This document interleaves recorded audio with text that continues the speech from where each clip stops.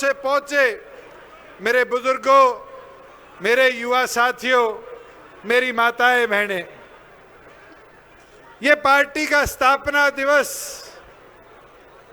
एक बड़ा महत्वपूर्ण क्षण है और आज भाषण से ज्यादा मैं अपने दिल की बात रख दूं तो बेहतर है। साथियों, आज हम सब यहाँ एकत्रित हुए, मगर 5 साल 5.5 साल पहले के अगर पल की बात करें तो आज मैं कुछ आप लोगों से पूछ लूं। बीजेपी को 11 साल देश में राजनीति करते होगे, सरकार केंद्र की चलाते होगे, जानते तो हो कैसे सरकार चलाती है। अगर 2019 में गठबंधन नहीं करते तो कोई और चारा था? बता दो। आज अमरजीत खड़ा है यहां,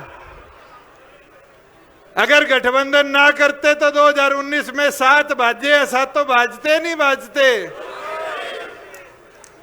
कोई झूठ है इस बात में? साथियों, अगर 2019 में गठबंधन ना करते तो ये बड़ी सी चाबी मंडी हुई है मां के सर पे, ये चाबी का चुनाव चिन्ह बचता? तारी पार्टी छोड़ते? साथियों, एक चीज बताओ, मैं तो इस मंच से इतना कह सकता हूं कि हमने गठबंधन इसलिए किया कि चंडीगढ़ में थारे लिए दरवाजे खुले रखो। 4.5 साल कभी चंडीगढ़ आए हो, यह दिक्कत तो नहीं झेलनी पड़ी कि दरवाजे बंद थे। चाहे मुलाकात हो पाई हो ना हो पाई हो, काम हुआ हो ना हुआ हो, मगर आपके लिए ठिकाना तो खोल के रखा हुआ था। आज कोई है थारी सुननिया? आज वहां कोई बैठा है जो तुम्हारे लिए दिन रात काम कर रहा हो? मगर साथियों, एक चीज करी गई कि आपको बदनाम इतना कर दो कि आप कमजोर पड़ जाओ। मैं तो इतिहास के 2 पलों से सीखा हूं।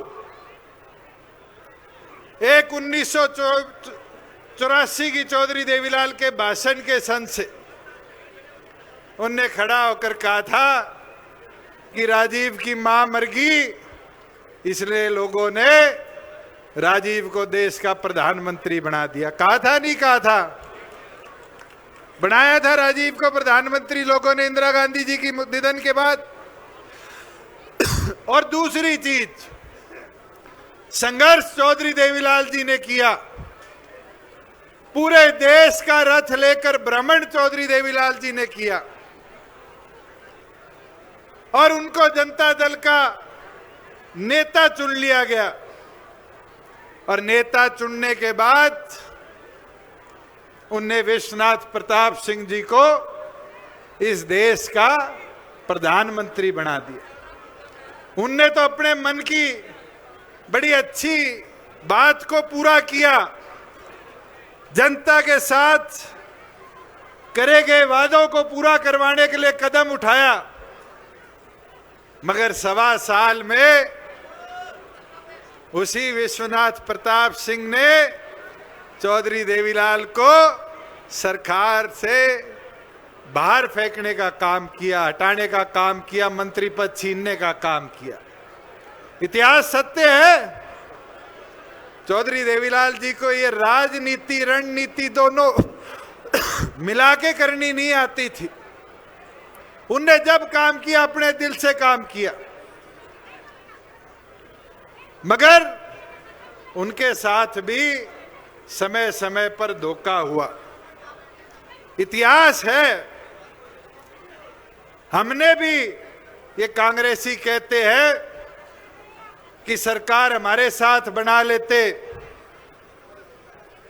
दिग्विजय और डॉक्टर बांगड़ बैठे हैं, हुड्डा वाली बात तो सुनी होगी, सुनिए नहीं सुनी?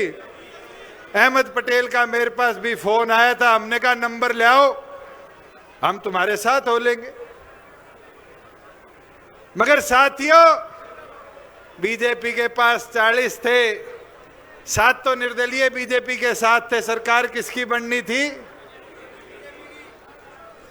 अगर उस दिन कदम ना उठाते तो आज क्या बुड्ढों को 1000 रुपए बढ़ के मिल रहे हैं, विधवा को 1000 रुपए बढ़ के मिल रहे हैं, ये 1000 रुपए मिलते, ये 50% पंचायतों में हिस्सेदारी मिली है, मिलती।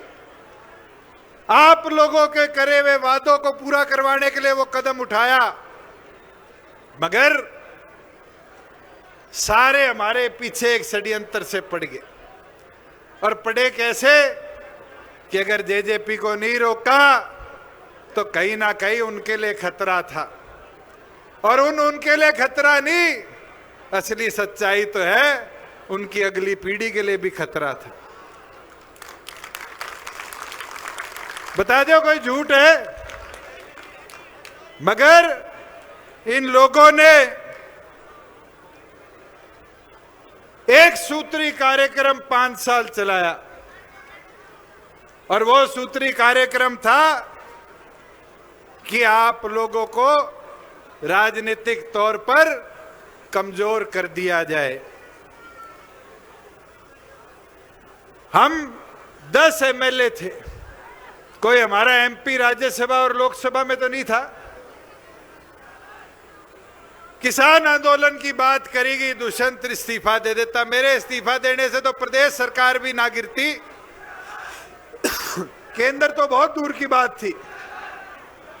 मगर साथियों, एक चीज बता सकता हूं, विपदा क्या है। जिन लोगों ने पार्लियामेंट में खड़े होकर इस बिल के लिए वोट दिए, वो भी हमारे पीछे पड़ गए। जिनने सेटिंग कर बीजेपी के साथ चुनाव मिलकर लड़ा, वो भी हमारे पीछे पड़ गए। मैं तो इतना 5-7 सालों में समझ पाया कि आज जो लोग ड्राइंग रूम की राजनीति करते हैं वो ज्यादा कामयाब है, और जो ग्राउंड की राजनीति करते हैं उनको परस्त करना बड़ा आसान है। उठाकर देख लो चारों तरफ, 2024 के चुनाव में क्या हुआ। पत्रकार साथी खड़े हैं, बड़ी अच्छी तरह जानते हैं। अगर शैलजा के कहने से नारनौंद की, उकलाना की सीट दे देते तो क्या कांग्रेस 45 पार नहीं कर लेती? क्या राई का उम्मीदवार ना बदलते तो कांग्रेस 45 पार नहीं करती? बता दो। ये उचाना वाले खड़े हैं, क्या निर्दलीय ना खड़े होते तो कांग्रेस 45 पार नहीं करती? अरे सरसा वाले खड़े हो, क्या 5 सीटों पे मैच फिक्सिंग ना होती तो बीजेपी सरकार में आती नहीं आती?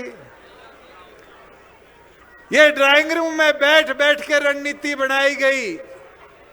हम तो बावड़ों की तरह सड़क नापते रहे कि जनमत में जितना विश्वास होगा हमारे साथ खड़ा हो जाएगा, और जनमत ने साथ दिया, जितना दिया सर माथे है। राजनीति में उतार चढ़ाव आते रहते हैं।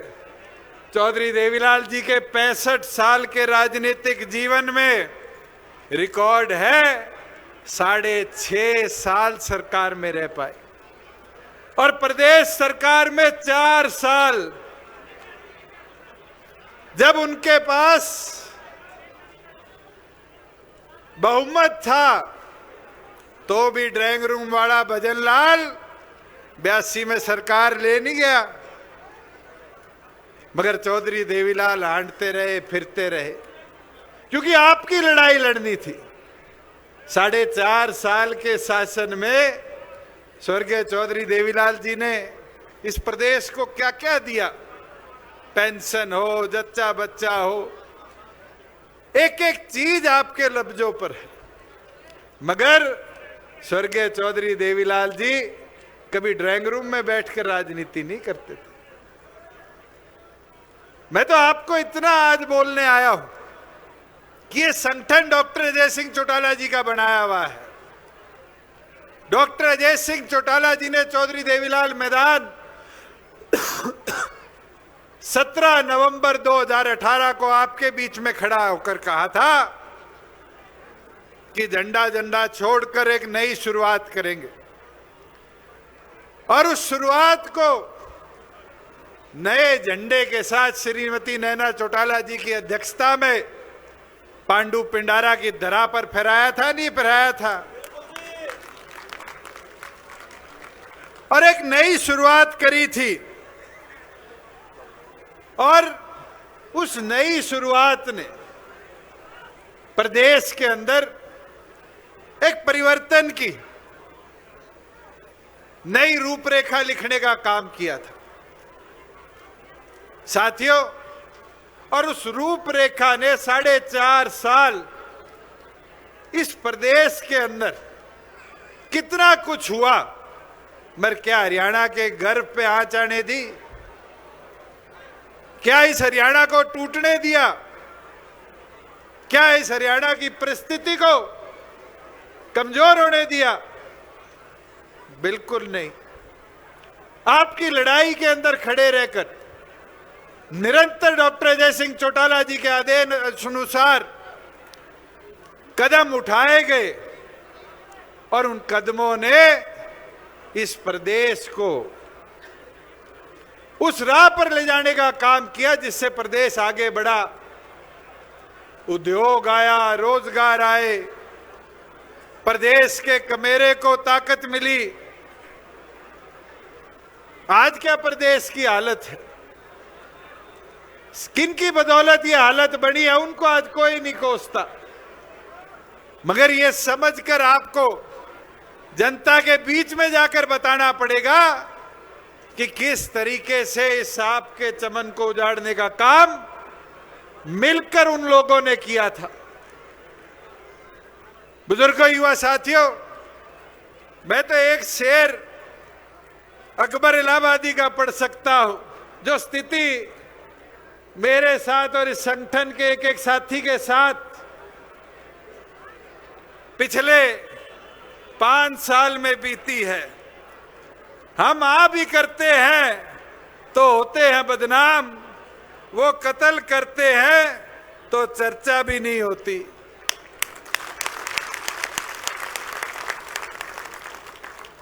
साथियों, प्रदेश के आज क्या स्थिति है अपराध की? आज चाहे अपराध के अंदर मर्डर हो, रेप हो, चाहे फिरौती हो, रंगदारी हो, लूट हो, डकैती हो, निरंतर अपराध इस प्रदेश में बढ़ता जा रहा है।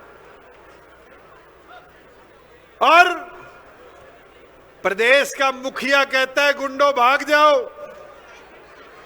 प्रदेश का डीजी कहता है गुंडे थार में, बुलेट में आते हैं। अरे अपराधियों को पकड़ो, अपराध को रोको, मगर इस प्रदेश को तो बचाओ।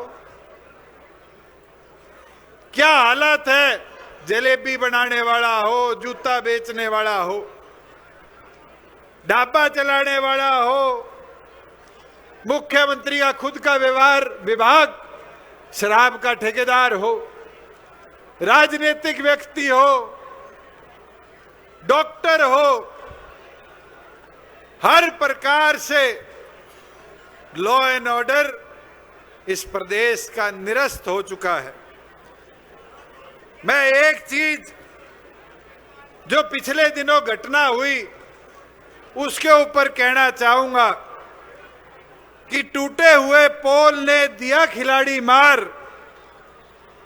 खत्म कर दिए इस प्रदेश के सारे रोजगार,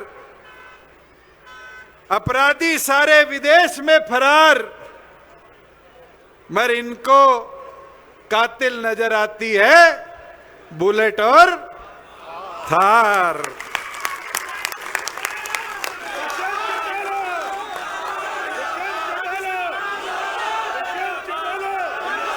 साथियों, जहां आप खड़े हो यहां से कुछ ही किलोमीटर दूर खेल के मैदान में हमारे एक युवा साथी के साथ जो घटना हुई, उसके बाद सरकार कहती है वो स्टेडियम खेल विभाग का नहीं था। विभाग किसी का भी हो, स्टेडियम तो सरकार का था। कमी तो सरकार की रही है,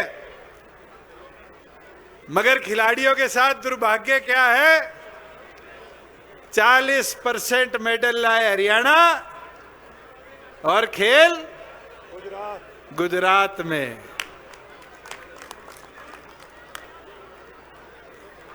आज ऐसी स्थिति बन चुकी है, कॉमनवेल्थ गेम जैसे के लिए गुजरात चुना गया। औद्योगिक सब्सिडी देनी हो केंद्र सरकार ने तो गुजरात चुना गया। और अब तो हमारे मुख्यमंत्री की नकेल भी कहां है, कहां है? समझो इस चीज को साथियों कि आज व्यवस्था सुधारने पे विचार नहीं है इन लोगों के। इन लोगों की सोच एकमात्र है कि कैसे हमारा आपस का ताना बाना जो है, भाईचारा जो है, उसको तोड़ दिया जाए। ये नहीं देखते रोजगार कैसे बनाना है। मगर इनके विधायक, इनके सांसद क्या भाषा बोलते हैं, किस तरह के विचार रखते हैं, जानवरों से तुलना करी जाती है। साथियों, ये समझो जो इनने व्यवस्था मेवात के लिए बनाई थी वो मेरे देखी हुई है। सबसे पहले पीड़ा में मैं बोला था कि एसपी छुट्टी पे था, तुमने जानबूझकर ये वारदात कराई। आज तक उस घटना पे एसपी के खिलाफ कोई कार्रवाई नहीं हुई। साथियों, ये आज भी वही माहौल बना रहे हैं जो इनने पंचकुला में बनाया था जब राम रहीम को सजा हुई थी। लोगों को आमंत्रित किया, फिर उन पे डंडे बरसाए, लाठियां बरसाई, उनकी जान गई। ये वो माहौल बना रहे हैं जो रोहतक में हुआ था, लाडसोली में हुआ था, हांसी में हुआ था 2016 में, याद है, जब पुलिस नहीं थी मगर इस प्रदेश की व्यवस्था को बिगाड़ा गया। ये इनका पुराना एजेंडा है और केवल मात्र यहां नहीं, ये तो एजेंडा 1990 के दशक से चलाते आ रहे हैं। मगर आपको समझना पड़ेगा, इनको रोकने के लिए अपनी आवाज को प्रदेश के प्रत्येक घर तक जाकर पहुंचाना पड़ेगा। साथियों, मैं तो हैरान था, परसों अखबार में एक कटिंग देखी और कटिंग थी कि मुख्यमंत्री ने कहा है कि 50 लाख रोजगार 2047 में बना लेंगे। अभी तो 37 ने भी 12 साल है नहीं है। पहला मुख्यमंत्री देखा जो 22 साल का एजेंडा लिए बैठा है। सैनी साहब, 50 लाख छोड़ो, जो छोरे छोरियां कौशल रोजगार के फार्म रे बैठे हैं उनने नौकरियां ढंग सिर की दे दो, वही बहुत बड़ा भाई भला हो जाएगा इस प्रदेश का। दुविधा क्या है कि कल मेरे को एक साथी ने एक वीडियो भेजी, मैं देख रहा था कि असिस्टेंट प्रोफेसर अंग्रेजी के लगने थे प्रदेश में 613 और एचपीएससी ने भर्ती निकाल दी। नेट और पीएचडी से पढ़ा लिखा तो कोई नहीं होगा। 613 पदों के लिए नेट पीएचडी करे हुए 4800 से ऊपर एप्लीकेशनें भरीगी। 4800 और पास कितने करे? 158 और 158 में भी 50% हरियाणा के बाहर की। ये आज भर्तियों की स्थिति है। अगर इस प्रदेश की डिग्री करा हुआ बच्चा असिस्टेंट प्रोफेसर लगने लायक नहीं है तो फिर जो एमडीयू में हुआ वो तो इस प्रदेश के 21 विश्वविद्यालयों में चल रहा है।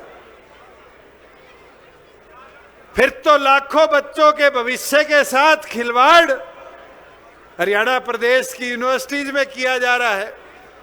फिर तो सैनी साहब एक चीज कह पाऊंगा कि प्रोफेसर को नहीं लागे फिर मारे छोरे छोरी। फिर तो उनके पास दो ही ऑप्शन रह गए, या तो पीएचडी नेट करे हुए ग्रुप डी की भर्ती के लिए फार्म भरेंगे, फिर ये पत्रकार साथी लिखेंगे कि 4 पीएन की पोस्ट के लिए 40 पीएचडी होल्डर, या फिर दूसरा ऑप्शन आप खुद बना रहे हो कि वो डोंकी रूट से विदेश में जाकर नौकरी ढूंढे। आपकी व्यवस्था प्रदेश की बिगड़ चुकी है कि निकली हुई भर्तियों के अंदर भी ट्रांसपेरेंसी नहीं है। साथियों, अगर शिक्षा के सबसे निचले स्तर की बात करें, एलिमेंट्री की, मैं तो आप सबसे कहना चाहूंगा, जाओगे गांव में, शहर में, अपने स्कूलों को देखने का काम करना। आज ये हालत है कि स्कूलों में टीचरों का काम बेरह के रह गया। इलेक्शन कमीशन का बीएलओ बनना सच्चाई है नहीं है? पूरे दिन मास्टर मास्टरनी के काम करें, वोट बनाते फिर रहे हैं, और फिर स्वीटी सोनिया आवे नहीं आवे वोटा में? बता दो सच्चाई है नहीं है?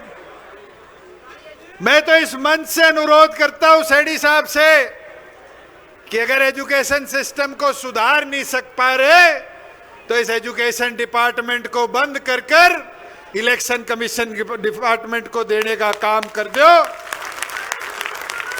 कि फिर ये जो वोटों की गड़बड़ियों की बात आ रही है, मास्टर मास्टरनियां ढंग से एक काम तो कर पाएंगे। साथियों, एक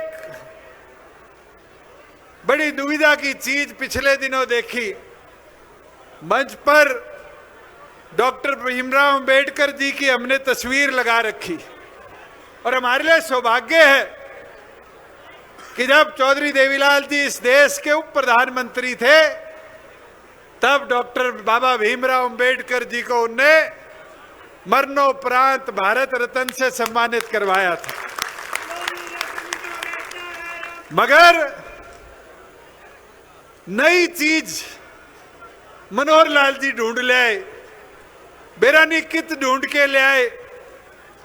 मोदी तो कह रहे हैं कि संविधान निर्माता संविधान दिवस पर डॉक्टर बाबा भीमराव अंबेडकर जी की जय, और मनोहर लाल जी के बोल रहे हैं अंबेडकर ने संविधान नहीं लिखा था।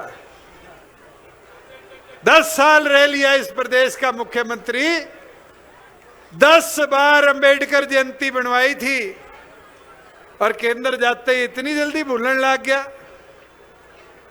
साथियों, मैं आपको एक चीज बता देता हूं, प्रदेश का डाटा उठाकर देख लो, 21 यूनिवर्सिटी है, कोई ऐसी साथी इनने वाइस चांसलर लगा रखा हो।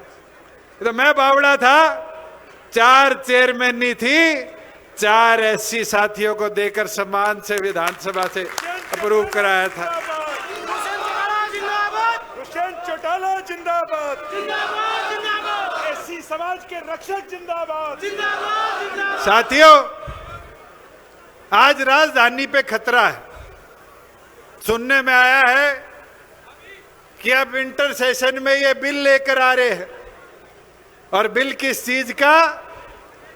कि चंडीगढ़ के अधिकार जैसे जम्मू कश्मीर को दिए, लद्दाख को दिए, दमन दीव, गोवा को दिए, अब केंद्र के हाथ में आ जाएंगे।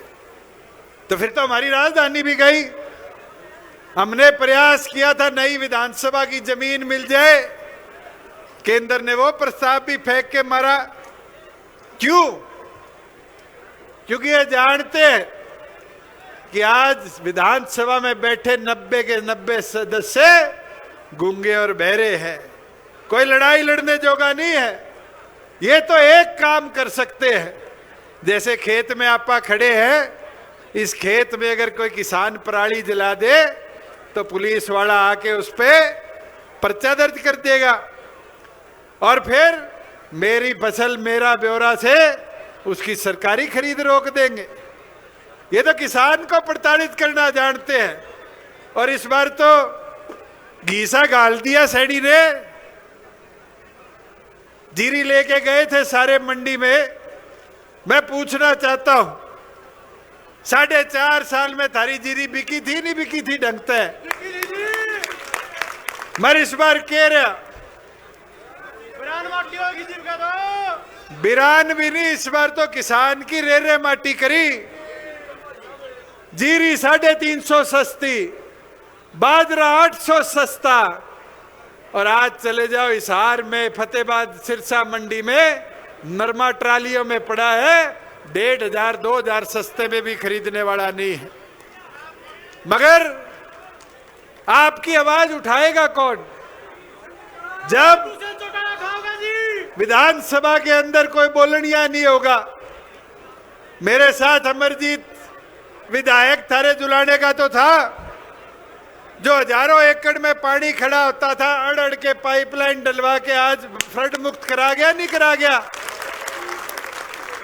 350 करोड़ रुपए मेयर से साइन कराए हुए हैं सड़कों के। पूरे जुलाना में सड़कें बढ़ा गया नहीं बना गया? आज सारा हरियाणा यहां आया है, कोई आने में दिक्कत हुई हो? साथियों, हमारी बहन है और आप लोगों ने भी यहां जिता दिया। मगर सोचो, 1 साल के अंदर कोई अमरजीत के बराबर का 1% काम भी करा पाई है हल्के में? मैं तो इतना आपको बोल सकता हूं, ताकत आपने देनी है। जिताओगे आप, डॉक्टर अजय सिंह चौटाला जी के कंधों को मजबूत करोगे आप, हम तो आपके साथ खड़े होकर लड़ते रहेंगे। विधानसभा में भेजोगे तो विधानसभा में आपकी लड़ाई लड़ेंगे, पार्लियामेंट में भेजोगे तो पार्लियामेंट में आपकी लड़ाई लड़ेंगे। मैं पार्लियामेंट में था, 14 और एमपी थे। कोई ट्रैक्टर लेके गया हो दूसरा, कोई खड़ा होके हर रोज आपकी लड़ाई लड़ता हो। यह समझना पड़ेगा आपको कि आपकी लड़ाई कौन लड़ सकता है। मैं तो इतना जरूर बोलूंगा कि आज इस सरकार ने कमेरे को और कमजोर करना शुरू कर दिया। ये मेरी माताएं बहनें बैठी है, 2100 रुपए के योजना लेके आए, लाडो लक्ष्मी योजना। ना लाडो को लाभ मिला ना लक्ष्मी को लाभ मिला, और फॉर्मेलिटी कर दी, इतनी ज्यादा बिजली का बिल लाओ, 1 लाख से ज्यादा परिवार की आय ना हो। ये तो अखबार का डाटा है। इस लाडो लक्ष्मी योजना के चक्कर में 7000 विधवाओं की पेंशन काटने का काम इस सैनी सरकार ने किया। ये बूढ़ों से वादा किया 2 साल बाद 200 रुपए पेंशन बढ़ा देंगे 1 नवंबर से। आज तो 7 दिसंबर आली, कोई 1 रुपया बढ़ के भी आया हो, जबकि लगभग 38,000 बूढ़ों की पेंशन काट दी। और इस परिवार पहचान पत्र ने जिस बीपीएल की सीमा को हमने 1,20,000 से बढ़ा के 1,80,000 किया था। आज उस बीपीएल कार्ड की श्रेणी में से 6,84,000 बीपीएल कार्डों के भी कार्ड काटने का काम इस सरकार ने किया है। साथियों, मैं तो इतना बोल सकता हूं कि ये लड़ाई आपकी है। आप लोगों ने इस लड़ाई को लड़ना है। साथियों, एक विनती निवेदन मेरा है। पार्टी आप लोगों की, संघर्ष आप लोगों ने करना है, मगर जैसे आज काम किया है, मैं 22 के 22 जिला अध्यक्ष बैठे हैं मंच पर, प्रभारी बैठे हैं, हल्कों के जिलों के प्रभारी बैठे हैं, प्रधान बैठे हैं। एक बार इनके लिए जोरदार तालियां बजा। जननायक जनता पार्टी जिंदाबाद। इन सब की मेहनत थी, जननायक जनता पार्टी जिंदाबाद। जिंदाबाद जिंदाबाद। जिनने एक एक व्यक्ति तक जाकर डॉक्टर अजय सिंह चौटाला जी के आदेश को आप लोगों तक पहुंचाया और इस स्थापना दिवस को ऐतिहासिक स्वरूप देने का काम किया। और मुझे पूरा विश्वास है कि आप लोग सारे अगर इसी तरह 4 साल मैदान में उतरकर संघर्ष की पृष्ठभूमि को और मजबूत करोगे तो साथियों, दोबारा जननायक जनता पार्टी डॉक्टर अजय सिंह चौटाला जी के नेतृत्व में वहीं पहुंचेगी। मगर यह काम आपने करना है। हम तो साथ आपके खड़े हो सकते हैं। 6800 गांव है जहां मेरी ड्यूटी डॉक्टर साहब लगाएंगे, जहां दिग्विजय की लगाएंगे, जहां अमरजीत की लगाएंगे, जहां मंच पे बैठे एक एक साथी की नजरें देख लो। जिसकी ड्यूटी लगेगी वो आपके साथ यूं ही आकर खड़ा होगा। मगर आप सबको अगले 4 साल संघर्ष करना पड़ेगा। मैं तो इतना आपको विश्वास के साथ कह सकता हूं, चौधरी देवीलाल जी के जीवन से हमने सीखा है कि अगर पांव की रफ्तार चलती रहेगी तो आपको कोई रोकने वाला नहीं है। ये सरकार में आना जाना ये तो राजनीति के टेम्परेरी फेजेज है। बहुत से लोग इस सोच के साथ बैठे थे कि आपका संबंध कमजोर हो गया, मगर मैं धन्यवाद करूंगा कि डॉक्टर अजय सिंह चौटाला जी के नेतृत्व में आज आपने प्रदेश को दिखा दिया कि आपका संगठन और ज्यादा मजबूत हुआ है। और मैं अब पार्टी के राष्ट्रीय अध्यक्ष, पार्टी के कर्ता धर्ता डॉक्टर अजय सिंह चौटाला जी को मंच पे बुलाना चाहूंगा कि वो 8वें स्थापना दिवस पर आपको संबोधित करने का काम करें। चौधरी देवीलाल अमर रहे, चौधरी देवीलाल अमर रहे, जोश जिगर में भरो यारी, चौधरी ओम प्रकाश चौटाला अमर रहे, चौधरी ओम प्रकाश चौटाला अमर रहे। इसने गाड़े ने बंद कर दे भाई। जननायक जनता पार्टी जिंदाबाद, जननायक जनता पार्टी जिंदाबाद, डॉक्टर अजय सिंह चौटाला जिंदाबाद।